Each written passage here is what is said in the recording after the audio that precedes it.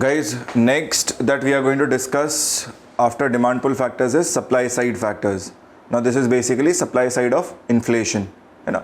So supply side में, as I told you, here the cost of production of goods and services is going to increase, which means any factor that we state out here, कोई भी factor अगर हम state out कर रहे हैं, so you have to link that factor or cause with two things, either increase in cost of production, or second one could be disruption in supply chain or breakdown in supply chain.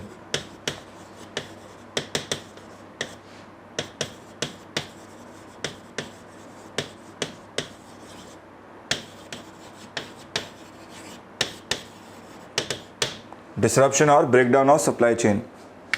So we can say supply side factors are basically those factors which can lead to increase in overall cost of production, or they may lead to breakdown or disruption of supply chain, because of which we will find that the overall cost of production may increase, or there may be shortage of goods in the market, because of which the prices of commodities will tend to increase. ठीक है? So what are the most important cost push factors here? So अगर हम most important cost push factors की बात करें तो हमारे पास these are the most important ones, right? So you can see there are multiple factors under this also. Infrastructure bottlenecks है, hoarding, speculation, black marketing, then rise in administered prices, then we have certain seasonal factors also, right? So let me take them one by one so that you get a crisp idea as to what these factors can be, right? And if need be, you can also explain them. ठीक है? So let me begin with the very first one, which is infrastructure bottleneck. Infrastructure bottleneck क्या होगा? Let's try and understand this.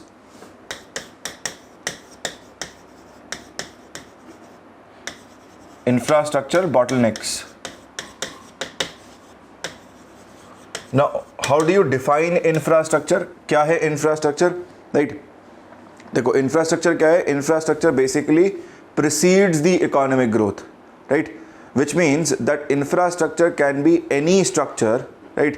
Any platform, right? Which is going to serve as a platform in itself to economic growth to prosper. है ना? For example, once we build up a railway station, then rail can travel through, which can carry goods, which can carry people, which can help movement of both of them, thereby increasing the economic activity in the region. Similarly is the case scenario with roads, right? Storage houses, warehouses can also be termed as infrastructural facilities. Electricity, power generation is all part of infrastructure. Communication is all part of infrastructure, right? So ये क्या है? ये कुछ मूलभूत services, मूलभूत ढांचे हैं, है ना? इनको बनाने के बाद, right? इनको बनाने से क्या फ़र्क पड़ता है? इनको बनाने के बाद जो है वहाँ पर इकोनॉमिक एक्टिविटीज़ में वृद्धि देखने को मिलती है, right? So that is why we say that infrastructure is something that supports economic growth. ये सपोर्ट करता है ना? हम कह रहे हैं इंफ्रास्ट्रक्चर बॉटलनेक हो गया. सो बॉटलनेक का मतलब क्या हुआ? There is paucity of infrastructure, there is something, there is something which is holding the growth back, right? तो इंफ्रास्ट्रक्चर बॉटलनेक का मतलब हो गया जैसे कि शॉर्टेजेस हो जाए इंफ्रास्ट्रक्चर फैसिलिटीज़ की, right? So let me take for few examples here. ठीक है? Let me first of all take example of lack of storage houses or lack of cold storages. Lack of cold storage chains in the country. Now this is something that you usually listen about with respect to or hear about with respect to Indian economy. ये कुछ ऐसा है जो आप generally सुनते हैं, देखते हैं, न्यूज़पेपर इसको कई बार डिस्कस करते हैं, राइट? हम कई बार कहते हैं कि हमारी इकोनॉमी में एग्रीकल्चर जो है उसको जो सपोर्टिंग इंफ्रास्ट्रक्चर नीड है, which is one of the most critical ones, which is cold storage chains, is actually missing, right? Cold storage chains ना होने के कारण क्या होगा, right? When the harvest season comes, farmer will not be able to store down his goods, which means much of his produce may go out as waste. It may rotten off and thereby may never be able to reach the markets. अगर ये market में ही नहीं आ रहा है, right, और quantity of goods अपने आप कम हो रहा है, तो क्या होगा? Either of the two scenarios will happen, right? अब खुद समझो, right? फार्मर के पास 100 kg of tomato था, right? 100 kg tomato could be sold at, let's say, rupees 10 per kg in the market. But now, right, some part of this gets rotted off, right? तो कुछ खराब हो गया, let's say इसमें से approximately 40 kgs खराब हो गया, राइट. सो ये वेस्ट हो गया, बिल्कुल complete waste. Now the remaining one which is let's say 60 kgs of tomato. So do you think the farmer will still be able to sell it at 10 rupees per kg? अभी भी क्या ये same rate पर बेच पाएगा इसको 10 रुपये पर किलो पे? ऑब्वियसली नहीं, right. So obviously the prices here are going to increase, है ना. मान लो ये एक्सट्रीम केस हो जाए, 90 kgs 95 kgs खराबी हो जाए बेचारे का, राइट. तो क्या होगा, ये प्राइसेस और ज़्यादा तेज़ी से बढ़ जाएंगे. ठीक है. So this is one of the good examples you can say, lack of cold storage chains, which actually, right, tells us that okay, if there are infrastructure bottlenecks in the economy, they can also result into increase in general prices, and this is one of the cost push factors in itself, right. Let me take another example. इसी में एक और example लेके आपको समझाता हूँ infrastructure bottleneck में ही. Let me take another example in this.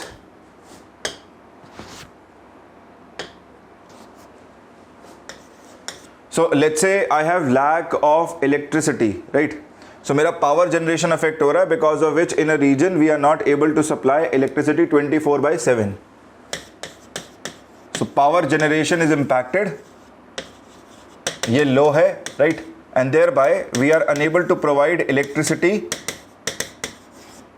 24/7. ये नहीं दे provide कर पा रहे हम किसी region में, right? मान लो किसी producer ने यहाँ पर factory establish करी. An entrepreneur, a producer has established a factory here, right? So he has bought in everything, raw material खरीद लिया, factory लगा दी, right? Machinery खरीद ली है, he has purchased everything, he has brought in labor, he has put in capital, right? Now he expects that he is going to get electricity 24/7, and thereby he will be able to produce output and thereby be able to generate profit. मान लो ऐसा नहीं हो रहा है, right? हमने कहा ना कि इलेक्ट्रिसिटी इसको 24/7 एक्सपेक्टेशन है लेकिन नहीं मिल पा रही है. So if he is not able to get electricity 24/7, will he allow his factors of production to go waste? इस पर तो खर्चा करना ही पड़ेगा, लेबर पर खर्चा करना ही पड़ेगा, जो कैपिटल बोरो किया उस पर इंटरेस्ट पे करना ही पड़ेगा, राइट. सो ये क्या करेगा? Now this producer here, right, he will look for alternate sources of energy, which means he will go for diesel generators. Diesel generators, अब डीजल जनरेटर फ्री में तो आएगा नहीं, right. This will also have certain amount of cost in it. So इसकी जो cost होगी, this cost will be added to the cost of production in itself. Thereby this will lead to increase in overall cost of production. जो total cost है, जो overall cost है वो बढ़ जाएगा production का, right? और जब आप per unit price निकालेंगे, right? Now if you calculate the per unit price, obviously that per unit price has increased because of increase in overall cost of production itself.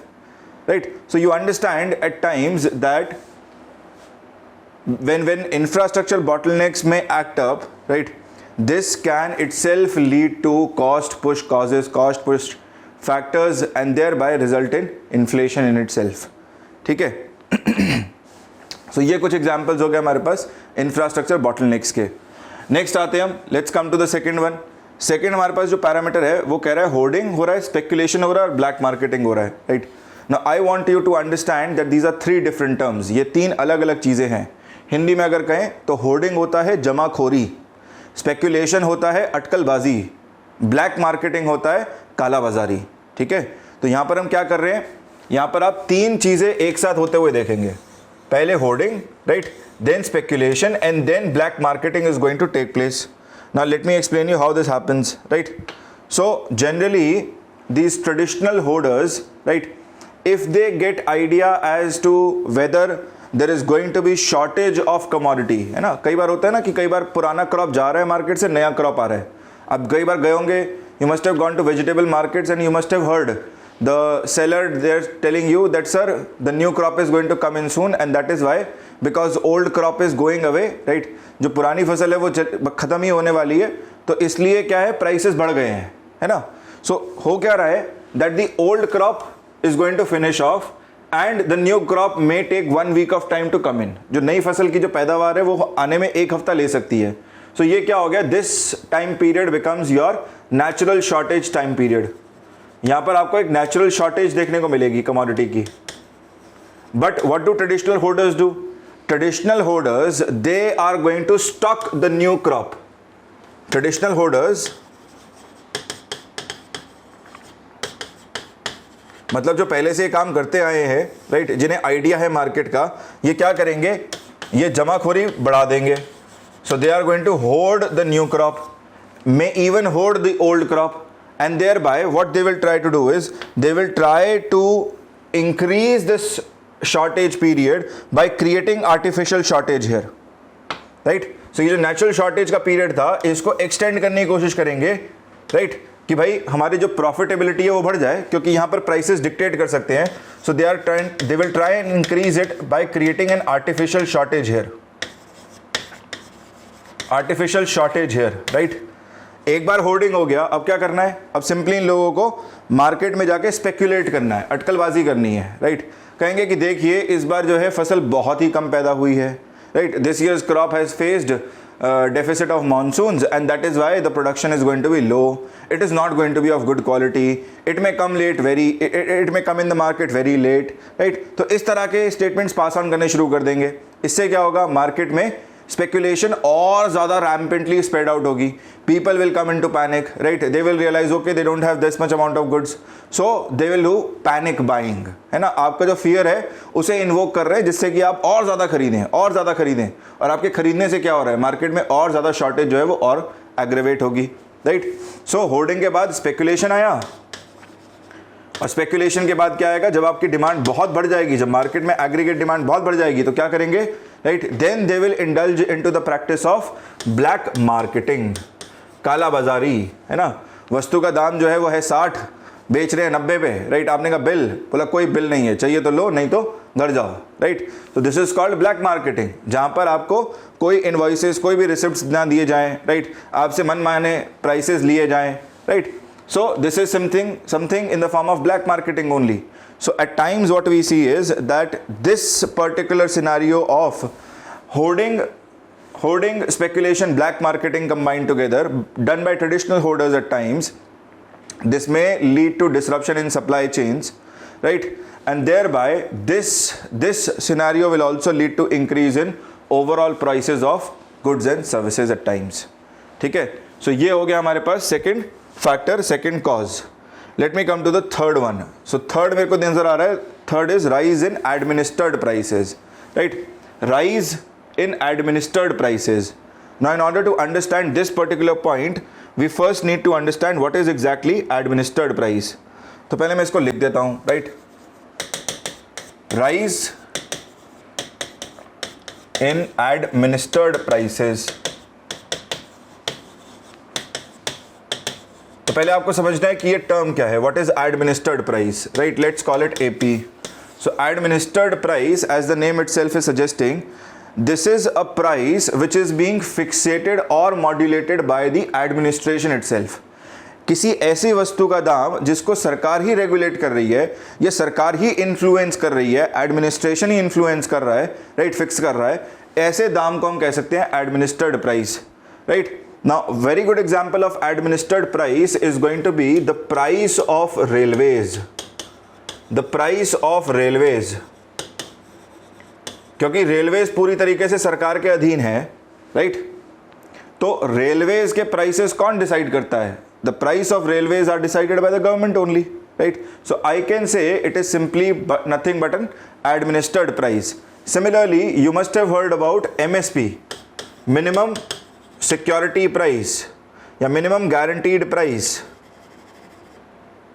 Minimum secured price, that is paid to a farmer. minimum secured price that is paid to a farmer for his crop, right? And this price is declared even before the sowing season begins. ये भी अपने आप में एक तरह का subsidy ही है ना, जो फार्मर को एश्योरेंस दे रहा है कि भाई आप प्रोडक्शन करो, आप प्रोडक्शन करोगे, कोई बायर नहीं मिलता तो सरकार तो इतने दाम पे खरीद ही लेगी, right? So minimum secured price, MSP जिसे हम कहते हैं. Now because this is also being fixed by the administration, thereby government, thereby I can say this is nothing but administered price. Administered price हमारे समझ में आ गया, राइट? लेकिन factor क्या है? फैक्टर है हमारे पास rise in administered prices. Rise in administered prices का मतलब क्या हुआ? देखो, अगर हम मान लीजिए रेलवेज का दाम बढ़ा देते हैं, ध्यान से सोचना, राइट? अगर हम रेलवेज़ का दाम बढ़ा देते हैं, मान लीजिए दिल्ली से लेके मुंबई तक का टिकट जो है हमारा जो है स्लीपर क्लास का मिल रहा था let's say for 1200 rupees, now let's say government is increased it by 300, सरकार ने 300 रुपये बढ़ा दिया, राइट, 1500 रुपये कर दिया, क्या होगा मार्केट में, राइट। आपने देखा होगा जब भी रेलवेज़ के दाम बढ़ते हैं, the prices of all other modes of transportation like roads, है ना, रोड्स पे चलने वाले भाई आपके पास अलग अलग तरह के मोड्स आ गए, राइट, जैसे कि बसेस आ गई, टैक्सीज आ गई, है ना, इन सब के दाम बढ़ जाएंगे अपने आप automatically. Have you seen this, you must have notice this, right, कि भैया रेलवेज जैसे ही दाम बढ़ाता है वैसे ही बाकी सारे मोड्स ऑफ ट्रांसपोर्टेशन का दाम अपने आप बढ़ जाता है। ऐसा क्यों हो रहा है? See this is happening because these administered prices, right, they basically act like a benchmark in the market. They act like a benchmark in the market, है ना, एक बेंचमार्क की तरह से है। मान लीजिए बेंचमार्क बढ़ा, राइट, तो बसेस ओनर्स कह रहे हैं कि भाई अगर सरकार के लिए बढ़ गया है प्राइस तो हमारे लिए तो बढ़ ही गया है, right, even without doing the calculation कि भाई सरकार ने बढ़ा दिया रेलवे का दाम तो हमने भी बढ़ा दिया अपने दाम, right? So we can understand that administered prices at times they act like a benchmark in the market, and thereby if these prices increase, if administered prices increase, then the prices of all other alternates also tend to increase at times, है ना। तो हमें बाकी सारे alternates के prices भी बढ़ते हुए ही नज़र आते हैं। जैसे कि एमएसपी के केस में भी ये बात बहुत ही सिंपल है। सरकार एमएसपी डिक्लेयर करती है फार्मिंग से पहले ही, right, even before the sowing season of the crop begins the government declares MSP. तो मान लीजिए सरकार ने इस बार एमएसपी जो गेहूं के ऊपर रख दिया वो बढ़ा दिया, 10% बढ़ा दिया पिछले साल से, राइट। आप देखोगे कि आज से लेकर जब तक नई फसल आएगी तब तक दाम बढ़ते ही रहेंगे, right, in the markets, free markets. So जो आप बाहर मार्केट में परचेज करने जाएंगे, if you go to the free market, right, आप अपने आसपास की दुकानों में जाएंगे तो आप अचानक से पाएंगे कि आज से ही दाम जो है वो बढ़ चुके हैं। आप कहेंगे क्यों बढ़ गए? वो कहेगा कि भाई देखिए सरकार ने एमएसपी बढ़ा दिया, इसका मतलब सरकार कह रही है कि इस साल प्राइसेस बढ़ने वाले हैं, इसका मतलब हमने पहले से ही बढ़ा दिए, राइट। तो हमें समझ में आ रहा है कि भाई ये बेंचमार्क की तरह से एक्ट करता है, right, because these prices are acting like a benchmark, this becomes an indication for the market to also increase their prices, ठीक है। So rise in administered prices at times they lead to inflation in the form of cost push inflation, or this becomes a cost push factor in itself, ठीक है। Next आते हैं guys हम fourth factor पे, which is seasonal factor, ठीक है, which is seasonal factor.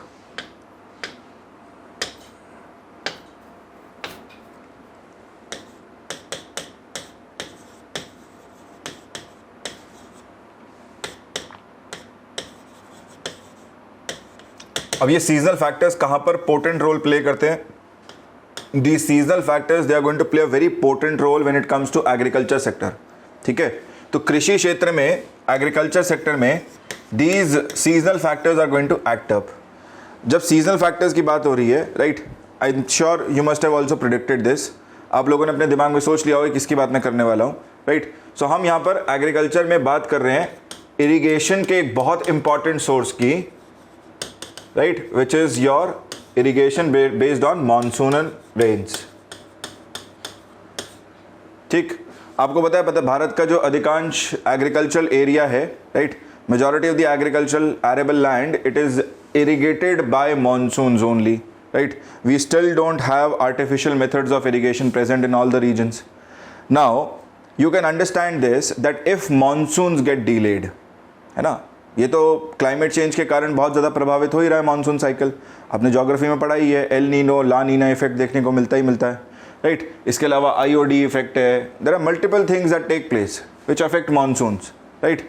So because of this, because of the variations that take place, right, the rainfall that is suppose to take place, that is suppose to happen, may not happen exactly in the same manner, right. तो क्या हो सकता है? दो extremes हो सकते हैं sir, कि भाई रेनफॉल जो है वो कम हुआ तो ड्राउट्स आ गए, सूखा पड़ गया, ज़्यादा हुआ तो फ्लड्स आ गए, और इसी के बीच में सारा एग्रीकल्चर जो है, फार्मर जो है इसी में परेशान रहता है, राइट। अब आप सोच के चलो कि भाई ड्राउट्स हैं लेकिन बहुत एक्सट्रीम नेचर के नहीं हैं, ड्राउट्स हैं बट बहुत एक्सट्रीम नहीं है, थोड़ा बहुत ड्राउट देखने को मिल रहा है. So what will the farmer do? In the drought phase, the farmer will try and find out some artificial method of irrigation. कुछ तो artificial method लाना ही पड़ेगा इसको, right? Deploy करना ही पड़ेगा अपने crops को जिंदा रखने के लिए.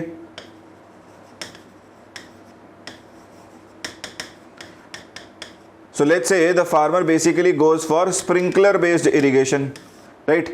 Tries to arrange water or basically goes for a boring कराता है, ट्यूबवेल लगाता है, राइट, और उसके थ्रू जो है अपनी क्रॉप्स को पानी दे रहा है, सींच रहा है, राइट. सो कहीं ना कहीं इसमें एडिशनल कॉस्ट है. Don't you think this will require some additional cost from his pocket, and this additional cost will be added to overall cost of production, thereby increasing the per unit cost itself. Yes और no? Similarly अगर floods हैं, right, farmer expect कर रहा है कि भाई floods आएंगे reason में, राइट. फ्लड ज़्यादा नहीं है बट मिनिमलिस्टिक नेचर के हैं. So he can't allow the flood water to enter his fields. So generally farmers क्या करते हैं, अपनी fields के चारों तरफ मेड़ बना देते हैं, right? हिंदी में इसको मेड़ कहते हैं, आपने देखा होगा, right? So अपनी field के चारों तरफ क्या करेंगे, उसकी boundaries को raise कर देंगे by putting in certain temporary structures, right? So इसके लिए ये मेड़ बनाने के लिए क्या करना पड़ेगा, right? They will have to deploy labor, they will have to buy raw material, yes or no? So कहीं ना कहीं इसमें भी कुछ additional cost आएगा. This additional cost again will lead to increase in overall cost of production. Yes or no? Right? So वही कहानी है कि जैसे ही overall cost बढ़ा तो हमारे पास per unit price अपने आप ऑटोमेटिकली बढ़ जाएगा, right? ये तो हो गया increase in overall cost. पर अगर मान लो कि ये extreme nature का हो जाए, possibility तो कुछ भी है, right? मान लीजिए droughts are of extreme nature. सूखा इतना पड़ा है कि भाई पानी आने की संभावना ही नहीं है, तो फार्मर ने जो इन्वेस्ट किया वो खराब, राइट, वो जीरो हो गया उसके लिए, right. Plus he will have to battle it out, income levels होंगे नहीं, राइट. प्लस ड्राउट्स के कारण प्रोडक्शन भी इम्पैक्ट होगा. प्रोडक्शन इम्पैक्ट का मतलब there are going to be no grains और very less amount of grains, and thereby, right, this will cause disruption in supply chain also. Disruption in supply chain. भाई जब पैदावार ही नहीं है तो सप्लाई क्या करेगा, राइट. डिसरप्शन और break down in supply chain. जहां डिसरप्शन हुआ automatically there is going to be increase in prices of these commodities. Similar scenario happens here. अगर फ्लड्स एक्सट्रीम नेचर के आ गए, राइट, बहुत ज़्यादा एक्सट्रीम नेचर के फ्लड्स हैं, so they are going to inundate the entire fields, they are going to wash away all the crops. जब crops ही नहीं है तो क्या हार्वेस्ट करें, there is nothing to harvest, right. So this will also cause disruption in the supply chain और break down in the supply chain, and thereby there are no grains to supply, thereby the prices of these crops is going to increase. ठीक है. सो ये हैं हमारे seasonal factors. ध्यान रखना please इस पे. These are seasonal factors. ठीक है. चलो नेक्स्ट आते हैं हम. Next let's come to import cost push factors. import cost push factors. अब ये बहुत इंटरेस्टिंग है और इंडियन इकोनॉमी के रिस्पेक्ट में this becomes way more interesting, right. Import cost push factors क्या हैं? Let me first write this, then I will explain you what is import cost push factor.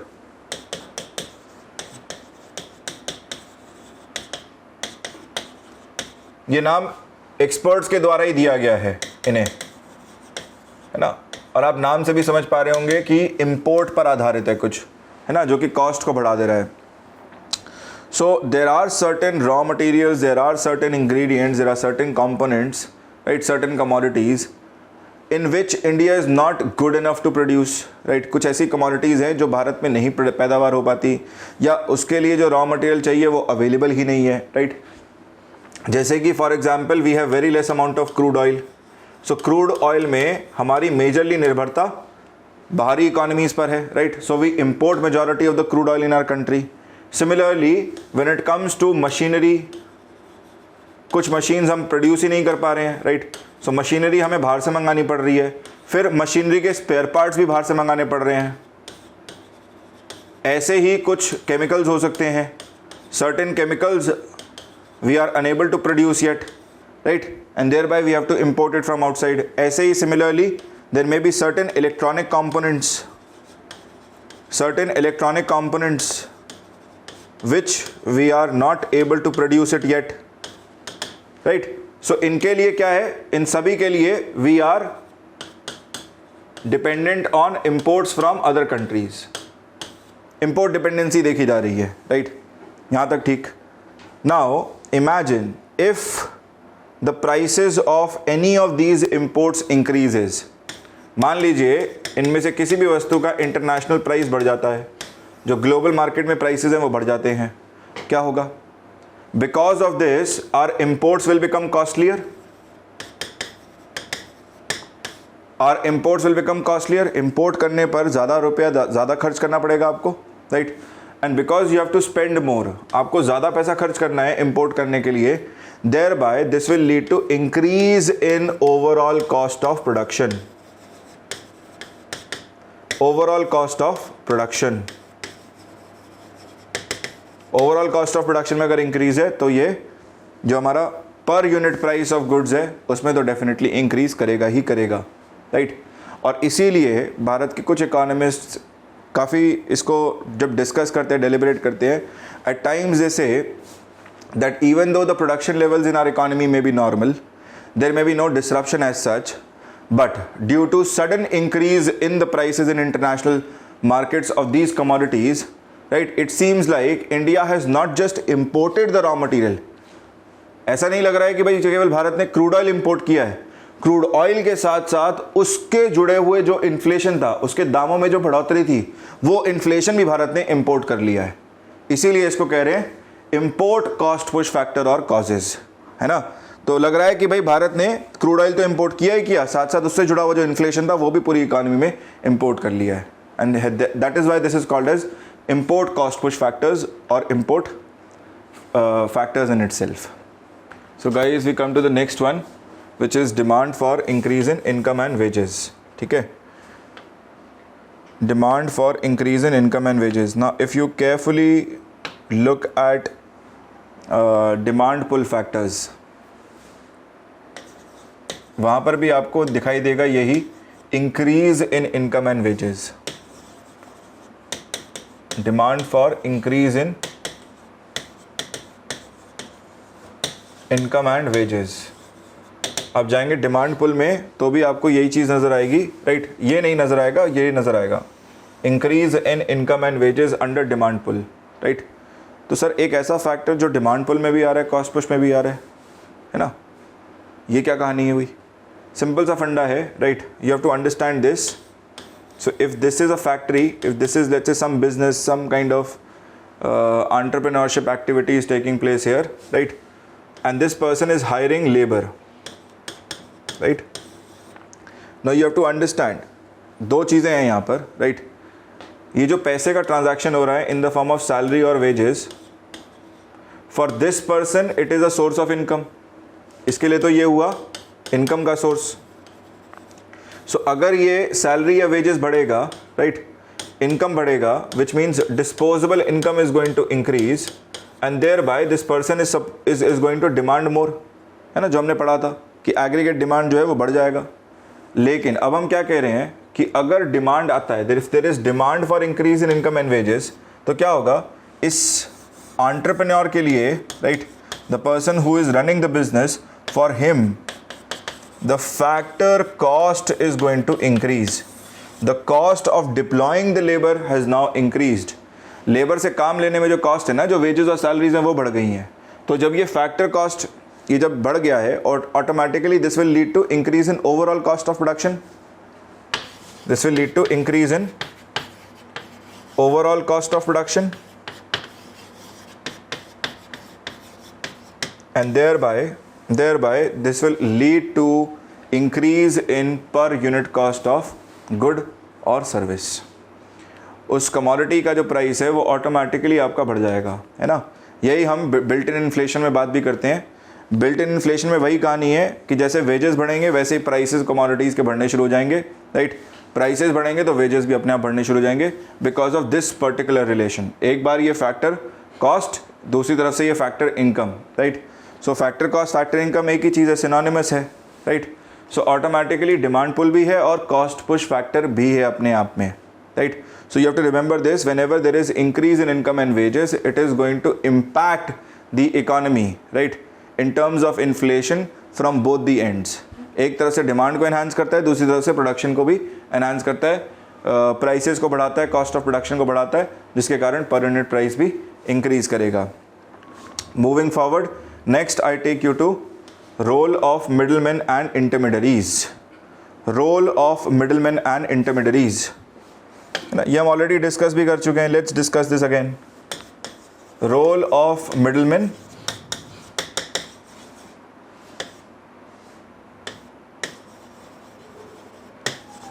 and intermediaries।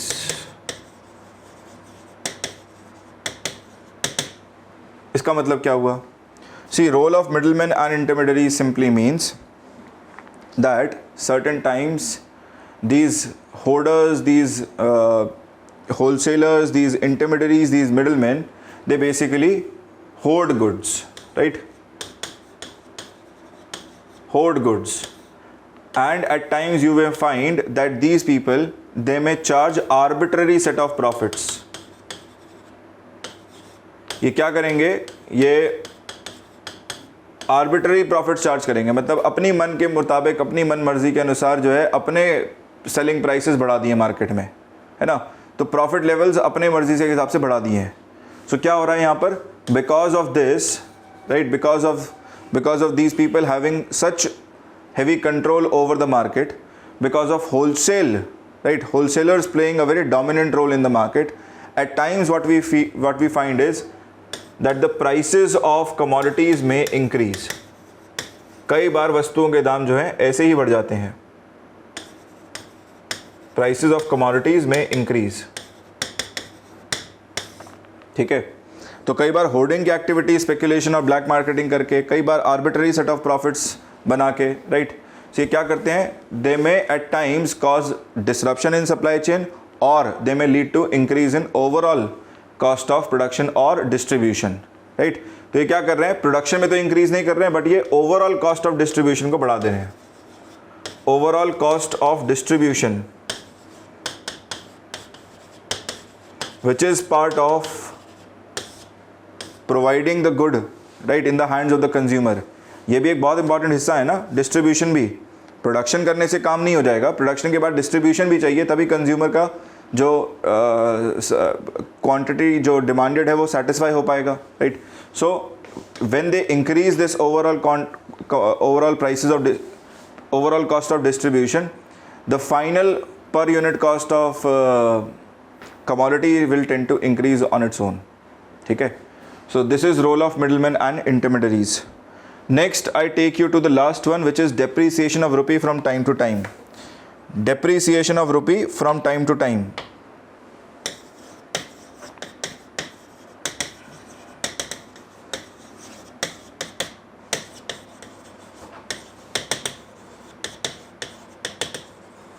Now you have to remember a few things here. Depreciation का मतलब क्या है यहाँ पर, right? Because we have not yet discussed exchange rate अभी तक, right, yet. So you can understand this, that let's say a month back $1 was equal to rupees 75, but now this has gone down to $1 being equal to rupees 80। मान लो ऐसा हो गया market में, मान लेते हैं कि हो गया भाई, ठीक है, राइट। तो ये क्या डिनोट कर रहा है कि रुपये की वैल्यू क्या हो गई है? डॉलर के मुकाबले घट गई है ना। डॉलर की वैल्यू तो बढ़ी है रुपये के मुकाबले, लेकिन रुपये की वैल्यू घटी है। इसे ही हम कहते हैं depreciation, depreciation in the value of रुपी, ठीक है। डोमेस्टिक करेंसी के लिए बात कर रहे हैं ना, रुपी हमारी डोमेस्टिक करेंसी हुई, so depreciation in the value of rupee. So अगर डेप्रीसिएशन हो जाए अपनी डोमेस्टिक करेंसी का, right, this will also lead to cost push inflation. कैसे होगा? सोच के देखो, right. Let's say 1 barrel of crude, 1 barrel of crude मान लो कि $1 का आता है, ठीक, $1 का आता है, राइट। एक महीने पहले $1 का आ रहा था, अब भी $1 का आ रहा है। अज्यूम कर लेते हैं that a month back it was worth $1, now also it is worth $1, right? But understand this, that 1 month back we could purchase $1 for 75 rupees। तो तो 75 रुपये खर्च करके एक बैरल क्रूड मंगा पा रहा था इंपोर्टर, लेकिन अब कितना खर्च करना पड़ेगा, 80 खर्च करना पड़ेगा, जबकि ये सेम है, $1 ही है, right. So at times depreciation में also lead to imports getting costlier, imports getting costlier, and thereby this will also lead to increase in overall cost of production and increase in per unit price of the commodity itself. Thereby this also becomes your cost push factor or cause of inflation. So guys, we come to the last topic of inflation. ठीक है, हमारा जो last part है, हमने अभी तक क्या क्या देख लिया, हमने देख लिया डेफिनेशन पार्ट, हमने देख लिया है what are the ways to measure inflation, right, and we have also seen what are the reasons, what are the causes of inflation. अब जब हम कॉज समझ गए हैं, right, now it becomes very easy for us to try and find out measures to control inflation also. हम definitely ये चीज़ देख सकते हैं कि किस प्रकार से इन्फ्लेशन को कंट्रोल किया जा सकता है, येस और no, right. So what are the measures to control inflation. आपको याद रखना है यहाँ पर कि मेजर्स टू कंट्रोल इन्फ्लेशन में 3 तरह के मेजर्स हैं. There are 3 set of measures.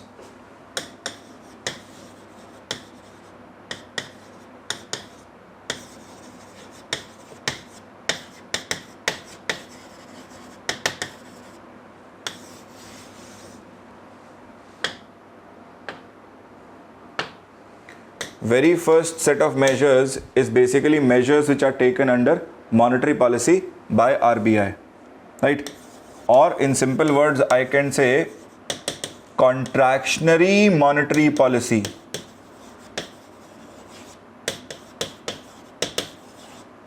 By RBI. ठीक है जी, RBI, MPC, whatever. Second set of measure is going to be contractionary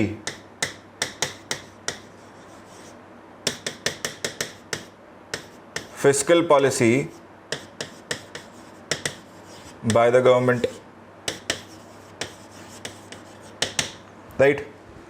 And the third one is going to be administrative set of measures.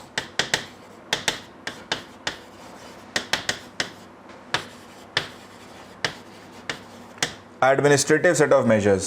ठीक है, सो आपको समझना है कि भाई ये 3 मेजर्स क्यों आ रहे हैं, राइट, व्हाई नॉट जस्ट 1. सबसे पहले बात करते हैं मॉनेटरी पॉलिसी की, right. So monetary policy by RBI basically takes care of the money supply in the economy. Monetary policy क्या करता है, मॉनेटरी पॉलिसी के under RBI simply money supply को कंट्रोल करता है, right. So if RBI goes for contractionary monetary policy, what will RBI do? So I know for a fact that under this RBI will simply try to decrease money supply. ये money supply को कम करेगा और money supply कम करने के लिए policy rate को बढ़ा देगा by increasing the policy rate, right. और at times may even go for increasing the variable ratios. CRR और जो SLR हमने पढ़ा था उन रेशोज़ को बढ़ा दिया जाएगा, राइट. और साथ ही साथ ओपन मार्केट ऑपरेशंस में रुपये को एब्जॉर्ब किया जाएगा बाय सेलिंग गवर्नमेंट सिक्योरिटीज़. ठीक है जी, ये तो आपने सारा पढ़ा है, राइट. बट इससे होगा क्या, final result is going to be that money supply overall is going to decrease. ठीक है, बट मान लो कि इन्फ्लेशन जो है वो मनी सप्लाई के कारण है ही नहीं. ठीक है ना भाई, अगर इंक्रीज्ड मनी सप्लाई है मार्केट में, इसका मतलब इंक्रीज मनी सप्लाई डिमांड को बढ़ाएगा, right. It is simply going to lead to increase in aggregate demand. सोच के देखो, more money chasing fewer number of goods, right. This is what increase money supply means compare to production levels. So if it is demand pull inflation, then contractionary monetary policy will make sense. But if inflation is not due to demand pull, due to increase in money supply, then this particular measure will become ineffective. आपको समझनी पड़ेगी ये बात कि ये major जो है ये कंप्लीटली इनइफेक्टिव रहेगा अगर हमारे पास कॉस्ट पुश इन्फ्लेशन हो रहा है, राइट, या फिर हमारे पास इंक्रीज इन मनी सप्लाई के कारण अगर इन्फ्लेशन नहीं हो रहा है, राइट, वो कहीं तक दूर दूर तक फैक्टर नहीं है and inflation is taking place due to other factors, then this particular measure will remain ineffective. So please remember this, that RBI or Monetary Policy Committee's role with respect to inflation, its role is limited only to the demand side of inflation. इन दोनों bodies का जो role है ना, इस particular major का जो role है, it is limited to just demand side of inflation, right, and thereby there is need for bringing in other measures. इसीलिए हमें और मेजर्स लाने की आवश्यकता पड़ेगी. ठीक. So the second set of measures that we have is contractionary fiscal policy by the government. अब इसको डिस्कस करते हैं. Now under this what do you think will happen? So under contractionary fiscal policy by the government, right, we know for a fact that government is going to increase the taxes. पहली चीज़ तो ये करेगा, plus government is going to decrease its expenditure. तो जो सरकारी खर्चे हैं उनको कम करना है. Government expenditure shall be decreased. ठीक है जी. लेकिन आप दोनों की इफेक्टिवनेस देखो, राइट. मान लीजिए सरकार क्या करती है, जीएसटी बढ़ा देती है, इनडायरेक्ट टैक्सेस जो है वो बढ़ा देती है. Now don't you think this is going to definitely hamper the poor? जो गरीब व्यक्ति है वो ज़्यादा पैसा टैक्सेस के रूप में दे रहा होगा. इसका मतलब उसका जो नेट कंजम्पशन लेवल है कमोडिटीज़ का वो घट जाएगा and he is going to face problem in survival, right. Thereby, increasing taxes at times may not seem to be a very wise idea to counter inflation, है ना. Tax को बढ़ा देना कुछ बहुत समझदारी की बात नहीं होगी, है ना, इन्फ्लेशन को काउंटर करने के लिए. दूसरा देखो, decreasing government expenditure, right.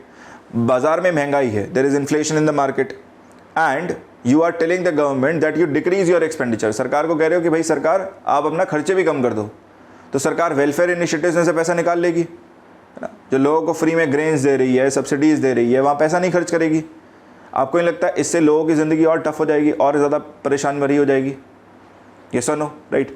So even the second move of decreasing government expenditure may not seem to be wise idea, right. यहाँ पर सिंपली सरकार क्या कर सकती है, जो वेस्टफुल एक्सपेंडिचर है जो सरकार डीले कर सकती है, राइट. वेलफेयर स्कीम्स की बात नहीं कर रहे हैं, राइट. एट टाइम्स गवर्नमेंट में go for let's say expenditure in the form of which may seem wasteful at times, or which may even be a kind of expenditure which can be delayed, है ना. तो ऐसे expenditure सरकार जो है वो cut down कर सकती है. हालांकि ऐसे एक्सपेंडिचर्स बहुत कम होते हैं, है ना. ऑब्वियसली बात है, कोई भी सरकार आज के दिन पर वेस्टफुल एक्सपेंडिचर करना पसंद नहीं करेगी, ठीक है ना. सो ऐसे एक्सपेंडिचर्स को सरकार कट डाउन कर सकती है, लेकिन टैक्स बढ़ाने की नीति तो कभी भी प्रूडेंट है ही नहीं, कभी भी वाइज नहीं है, ठीक है. Now this itself is telling us that okay, contractionary policy also has a very limited scope when it comes to countering inflation, है ना. इसीलिए this is the reason why we have the the third set of measures under administrative measures. So ये भी limited role, इसका भी limited role, and that is why we have the third one, which is your administrative measures. ठीक है. So let me bring your attention to the third one, which is administrative set of measures.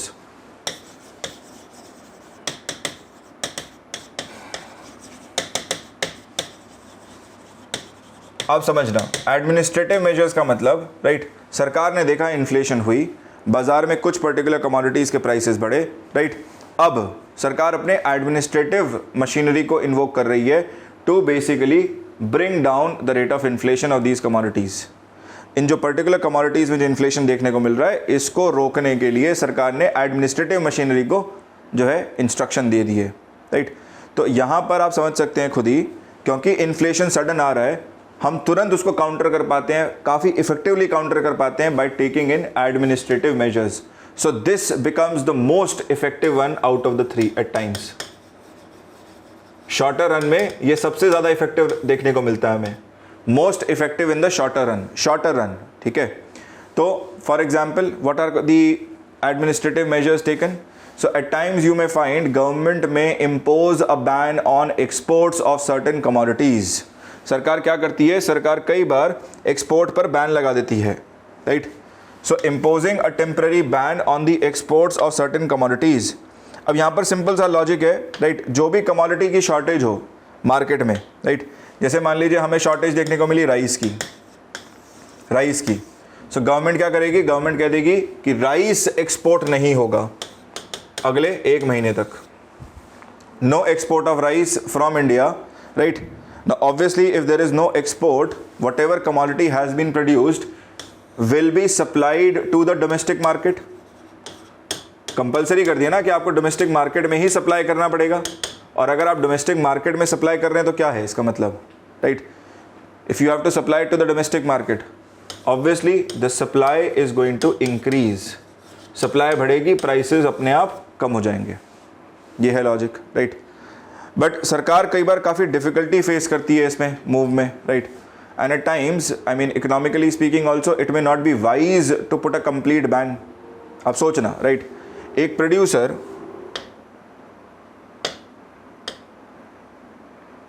right, imagine a producer which is producing rice which is worth export। कई बार क्या होता है, export को ध्यान में रख के ही बहुत अच्छी, बहुत बेहतरीन क्वालिटी का राइस प्रोडक्शन किया जा रहा है फार्मर के द्वारा। So don't you think this is going to be more like a shock to him. अगर सरकार कंप्लीट बैन लगा दे एक्सपोर्ट पे तो उसके लिए तो ये काफ़ी डिफिकल्ट हो जाएगा, right. So what does the government do at times? Government imposes something called as minimum export price. So मान लो ये है ओवरऑल प्रोडक्शन राइस का, ठीक है, और हमने इसे क्वालिटी के बेसिस पे अरेंज कर दिया। सो लोएस्ट क्वालिटी यहाँ है, हाईएस्ट क्वालिटी यहाँ है, हाईएस्ट क्वालिटी, ठीक है, ये हो गया लोएस्ट क्वालिटी।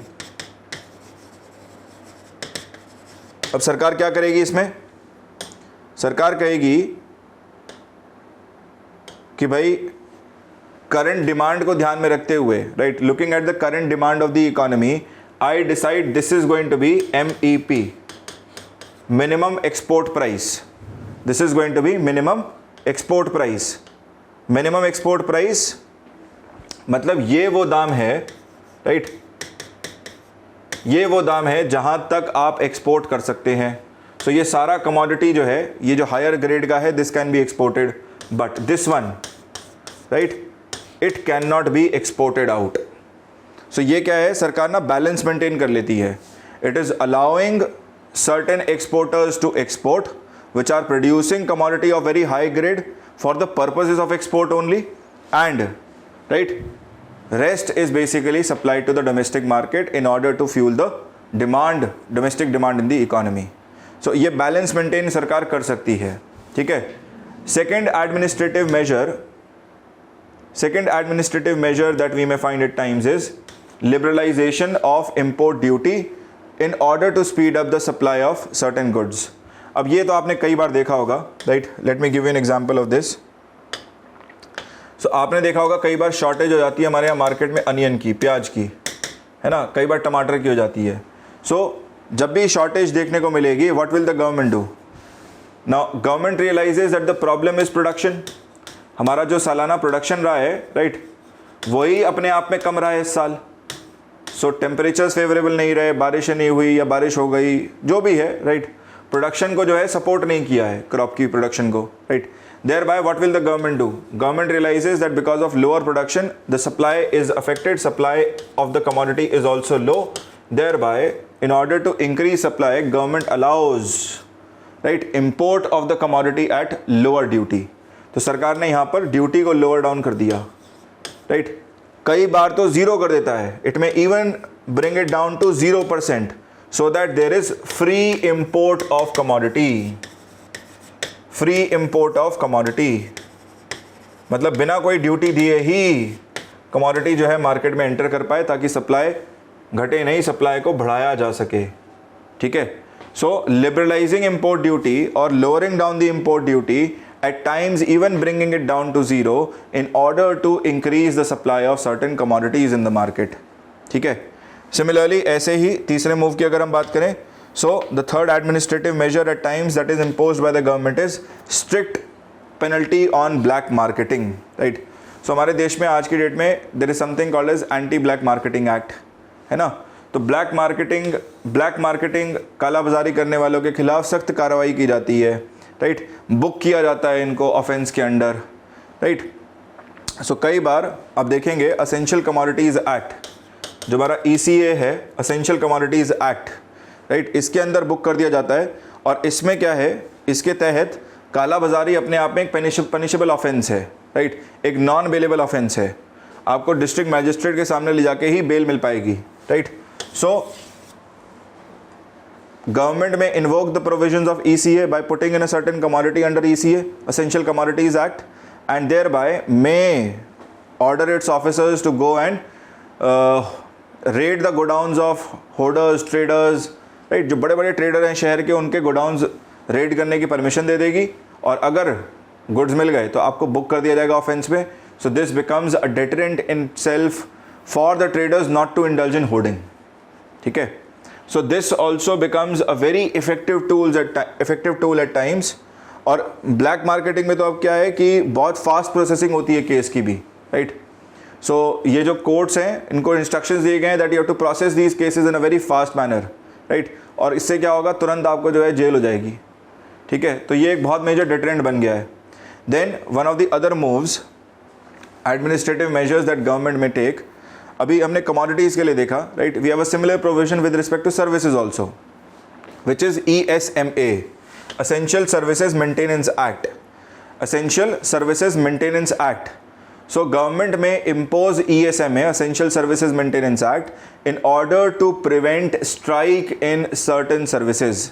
जैसे ट्रकिंग इंडस्ट्री में बैन लगा देगा, ESMA का प्रोविजन जो है इन्वोक कर देगा, और ESMA के तहत कह देगा कि ट्रकर्स जो है वो स्ट्राइक पर नहीं जा सकते, right. They can only go on strike after this much duration of time period, ठीक। तो कुछ प्रावधान लगाने से क्या होता है कि मतलब वो टाइम पीरियड मिल पाता है सरकार को समझने का, उसे प्रॉब्लम को रिजॉल्व करने का, and thereby there will not be disruption of these essential services at times, ठीक है। So essential services maintenance act will help the government to prevent strikes, sudden closure, sudden disruption of services itself, so that smooth supply of services and thereby smooth supply of commodities can be maintained in the market, ठीक है। इसके अलावा एक दो और हैं, जैसे for example government ने एक फंड क्रिएट किया है, right. Fund basically is utilised in the cases of droughts और फ्लड्स ऑल्सो, राइट। तो इस फंड को यूटिलाइज करके सरकार क्या करती है, जब भी फंड ड्राउट्स की कंडीशन आएगी या फ्लड्स की कंडीशन आएगी, तो फंड को यूज़ करके वहाँ तक कमोडिटीज़ पहुँचा देगी। अगर शॉर्टेज क्रिएट हो रहा है तो उसको फ्यूल कर देगी। Then at times you must have also seen certain agencies they are deployed, है ना। जैसे मान लीजिए अनियन का शॉर्टेज हुआ, अनियन का शॉर्टेज मार्केट तक कमोडिटी नहीं रीच कर पा रहा है, राइट। तो गवर्नमेंट क्या करती है, government door to door delivery शुरू करा देती है, right? So they may bring in agencies, they may bring in their own cooperative agencies like NAFED, state level cooperative agencies, and they may instruct them that you undertake this operation of going for door to door delivery. आप जाओ, है ना, और local areas में जाके अपने vehicles में लेके जाओ, और हर किसी व्यक्ति को 2 किलो प्याज दे दो इतने रुपए में, है ना, 30 रुपीज़ पर केजी में या 15 रुपीज़ पर केजी में। सो इससे क्या है, this is basically done to prevent the weaker sections, the lower income groups from facing problems due to inflation. तो इनको प्रोटेक्ट कर लेते हैं एटलीस्ट कि भाई ये इन्फ्लेशन के कारण इनका जो है इम्पैक्ट ना हो लाइफ, ठीक है जी। So this becomes your measures to control inflation. अब इस सारी चीज़ में हमने सब कुछ देखा, right, but there are still certain things that we still need to take care of, right. मतलब ये मेजर्स अभी भी इतने कारगर साबित नहीं हो पाएंगे, है ना। Let me point it out, what are those reasons which still are not being able to we are not able to tackle yet, ठीक है। जैसे कि एक हमने बात करी थी सीजनल फैक्टर्स की, एक हमने बात करी थी सीजनल फैक्टर्स की, ठीक है।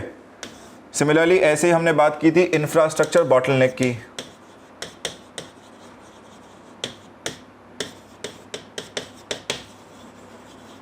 फिर एक हमने बात करी थी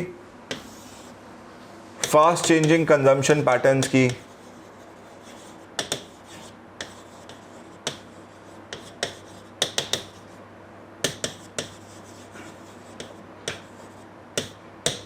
ठीक है. So how do you tackle these problems? How do you tackle these causes? Now remember, the solution to these problems is going to be long term. इनके लिए जो सोल्यूशन निकल के आएगा वो शॉर्ट टर्म नहीं हो सकता, वो डेफिनेटली लॉन्ग टर्म ही रहेगा, राइट. जैसे कि if I want to tackle this, right, storage का प्रॉब्लम और ये सीजनल प्रॉब्लम जहाँ पर इरिगेशन की दिक्कत रहती है, right, this means that we need to invest money in agriculture and not just agriculture but even allied sectors,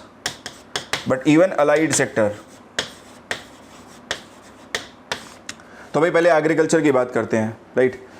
C, huge amount of investment is required in agriculture for irrigation purposes, for building alternate forms of irrigation. Sprinkler हो गया, drip irrigation हो गया, these forms of irrigation need to be provided to the farmer. We can't rely on monsoons for ever, है ना.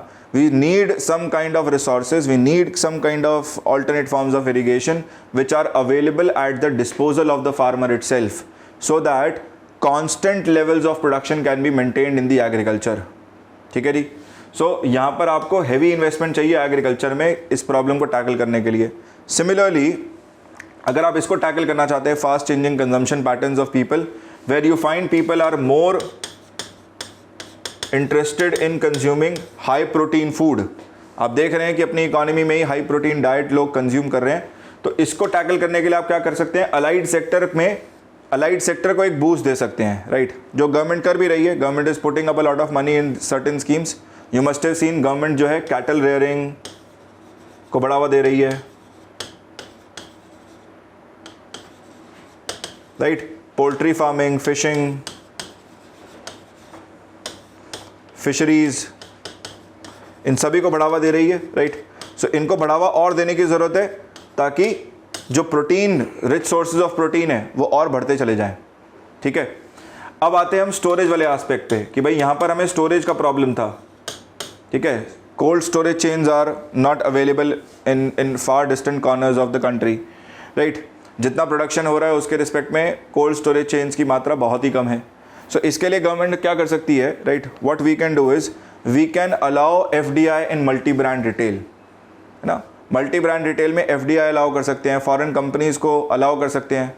अब ये foreign companies अगर आएंगी तो क्या करेंगी, these foreign companies they can help us with two things certainly. दो चीज़ों के रिस्पेक्ट में हमें डेफिनेटली हेल्प कर सकती हैं.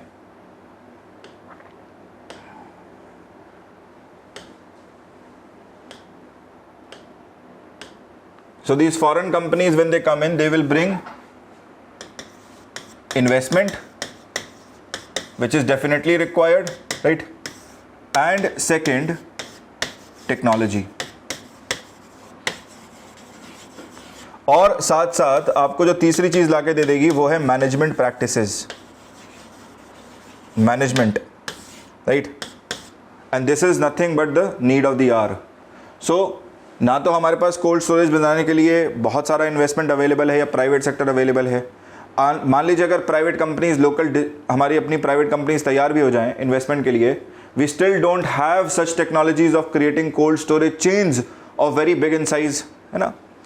साथ ही साथ मैनेजमेंट एस्पेक्ट से दिक्कत आती है, ये भी आपको पता ही है, राइट, कि मैनेजमेंट प्रैक्टिसेस भी अभी एस्टैब्लिश नहीं हुई हैं, सेक्टर ही नहीं आया तो एस्टैब्लिश कैसे होगा, राइट.